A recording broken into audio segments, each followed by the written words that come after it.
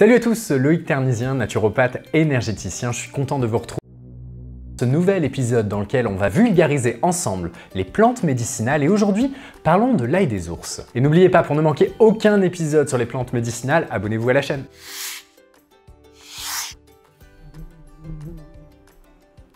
Avant d'aller plus loin, il va falloir faire un tout petit peu de latin pour connaître la différence entre l'ail des ours et l'ail cultivé.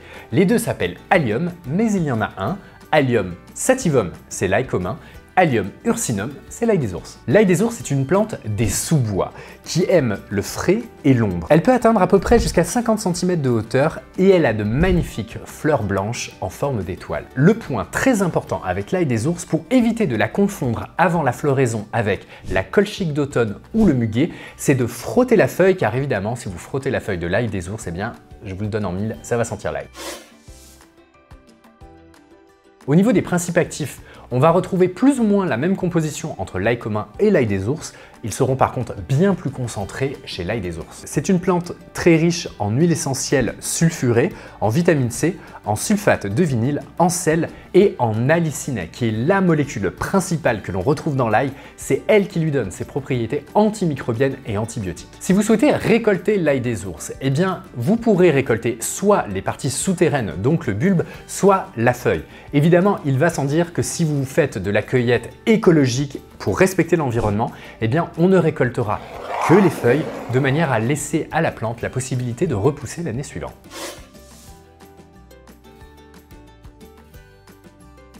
Bon, c'est pas le tout de parler de la plante médicinale, maintenant que vous savez la reconnaître, maintenant que vous l'avez vue en image, eh bien nous allons parler de ses propriétés. La première propriété de l'ail des ours, et c'est principalement pour ça qu'on l'utilise, c'est ses propriétés détoxifiantes. Et savez-vous qu'on retrouve même des utilisations de cette plante dans le néolithique? Alors est-ce qu'à cette époque elle était utilisée pour l'alimentation ou pour ses propriétés médicinales? On n'en sait rien, mais ça nous prouve encore que les plantes sont utilisées depuis la nuit des temps. Les principes actifs qui donnent ces propriétés détoxifiantes à l'ail des ours sont les acides aminés soufrés.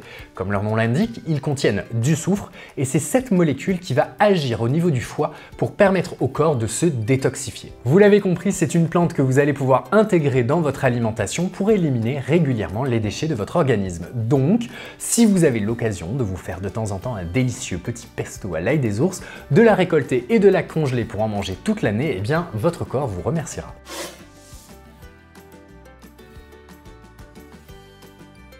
On l'utilisera pour les problèmes de peau. D'ailleurs, le docteur allemand Hugo Schlutz, qui était un expert en pharmacologie dans les années 20, explique que ce dépuratif, donc l'ail des ours, peut aider pour les problèmes de peau lorsque l'on mange déjà en salade. Alors là, vous allez me dire, mais quel est le lien entre le foie et les problèmes de peau ?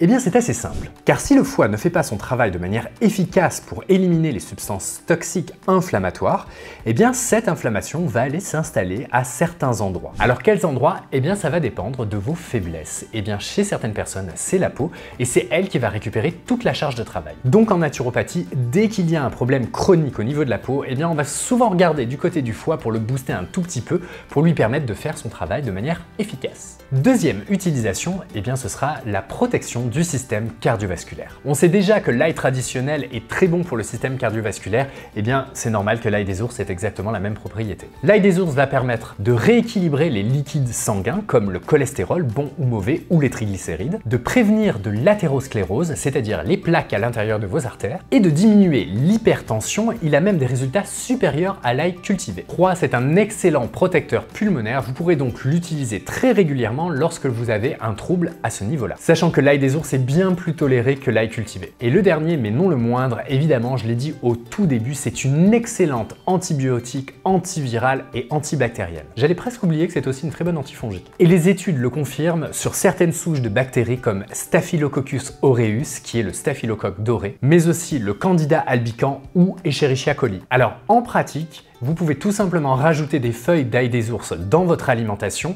ce qui va vous permettre d'avoir une flore intestinale efficace et de très bonne qualité qui, elle, en retour, va booster votre système immunitaire. Et si vous souhaitez désinfecter une plaie, eh bien vous pourrez aussi utiliser l'ail des ours comme bon vous semble. Vous faites la mixture que vous voulez. Vous pouvez faire un cataplasme, une macération dans l'huile que vous allez appliquer après, une teinture mère, bref, dans tous les cas, ça va désinfecter.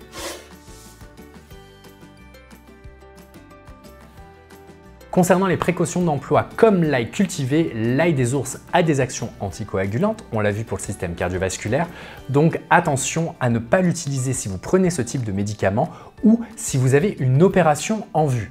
Autre point sur lequel il faudra faire attention, elle peut irriter au niveau de l'estomac. Concernant les contre-indications, terrain allergique, problème de coagulation, grossesse et allaitement, perte sanguine, avant une chirurgie, en cas d'irritation ou d'inflammation du côlon, en cas de reflux gastrique, attention en hyper ou en hypothyroïdie, attention en hypoglycémie et en diabète de type 1. Et voici les interactions médicamenteuses. On l'a vu tout à l'heure, les anticoagulants et les plantes anticoagulantes, les antiplaquettaires, les thrombolytiques, les héparines, les anovulants, les antirejets, les médicaments métabolisés par le cytochrome P450, les antirétroviraux, la chloroxazone, les hypotenseurs, les hypocholestérolémiants, l'inuline et certains tests comme la pression sanguine, le cholestérol ou autres. Avec tout ça, vous êtes en mesure de reconnaître et d'utiliser l'ail des ours dans votre quotidien. Mais n'oubliez pas qu'en cas de doute, il est important de consulter votre médecin et votre naturopathe pour éviter de faire n'importe quoi. Si vous souhaitez nous voir aborder certaines plantes médicinales en particulier, mettez-nous tout ça dans les commentaires et si vous êtes un adepte de l'ail des ours et que vous avez de belles recettes aussi, on veut tout savoir, hein. Donc vous nous dites tout ça dans les commentaires. À très bientôt pour la découverte d'une nouvelle plante médicinale. Salut!